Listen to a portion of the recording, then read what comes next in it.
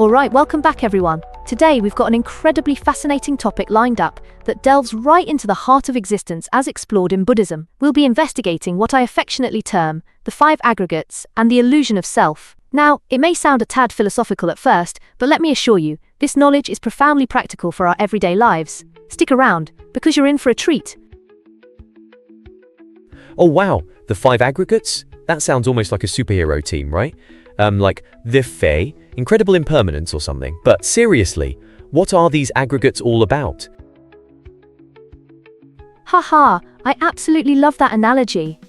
It does indeed paint a vivid picture, like they could band together to vanquish the villain known as ego. The first aggregate we have is the form aggregate, which encapsulates our physical body and everything material. Just take a moment to ponder how every little part of our bodies, from our bones right through to our skin, is consistently evolving and changing. Definitely. That makes me think back to a time when I was visiting a friend who was training for a marathon. Watching them push their limits, it was astonishing how the body adapts over time, right? I mean, one day they could barely even run a mile, and then, bam, they're sprinting a 10K. Exactly. That's a brilliant real-world example. The form aggregate demonstrates that we are not static entities. Rather, we are in a constant state of flux, influenced by aging, illness, and even environmental changes. Just like your friend, our bodies are always evolving. Now, moving to the second aggregate, we have the feeling aggregate. It represents our sensations, feelings we generally categorize as pleasant, unpleasant, or neutral. Wait, so does that mean, feelings are kind of like those old school mood rings? They change depending on what's happening around us, right? Oh, that's a fantastic analogy.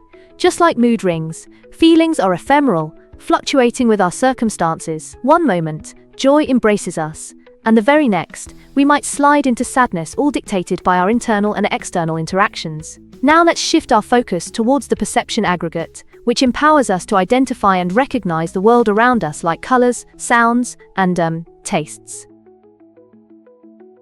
Oh, like when you bite into a lemon? Ugh, that sourness hits you like a ton of bricks. But wait, does this mean every person perceives the same thing differently? Could someone think a lemon is juicy and refreshing while another finds it just horrid? Precisely. That's an astute observation. Yes, perception plays a pivotal role in how we interpret our experiences differently. Two individuals can react entirely differently to the same stimulus based on their past experiences, preferences, and mental states. Next, we'll discuss the mental formations aggregates, which encompasses our thoughts, intentions, and volitions, everything driving our mental states. That's interesting. It reminds me of how I often get super distracted when I'm trying to focus on work. One moment I'm fixated on finishing a task, and then, bam! My mind jumps to contemplating what's for dinner. So is this the mental formation at play? Absolutely. Those distractions are textbook examples of how mental formations can sway our focus and intentions. They mold our actions, sometimes steering us toward our goals, and at other times, sending us off on entirely different paths. Finally, we have the consciousness aggregate, which essentially refers to our awareness through the six sense bases, like sight, sound, touch, and even our mental faculties. Six? Whoa! So is that like a sensory superpower? It sounds like something out of a sci-fi flick where you could see sounds or hear colors. Haha, what a colorful way to envision it. In a sense, yes. Our consciousness is a multifaceted web of awareness, allowing for a deep interpretation of the world around us. It reveals our capacity to become aware of both our thoughts and sensations. Now, when we engage in meditation, while contemplating these aggregates, particularly through Vipassana, we start to perceive the impermanence and unsatisfactory nature of these elements. That sounds enlightening.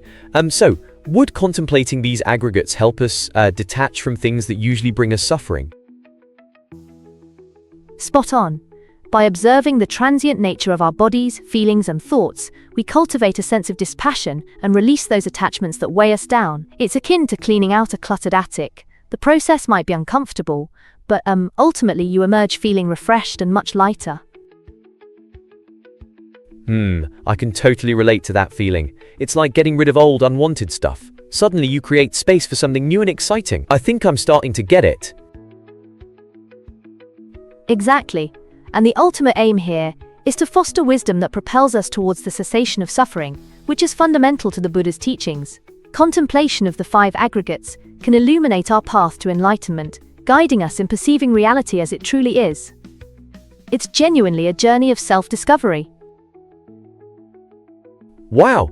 So it's like, if we really want to know ourselves, we have to examine, everything, really. This is mind-blowing. So, what can we do to start contemplating these aggregates in our daily lives? Great question.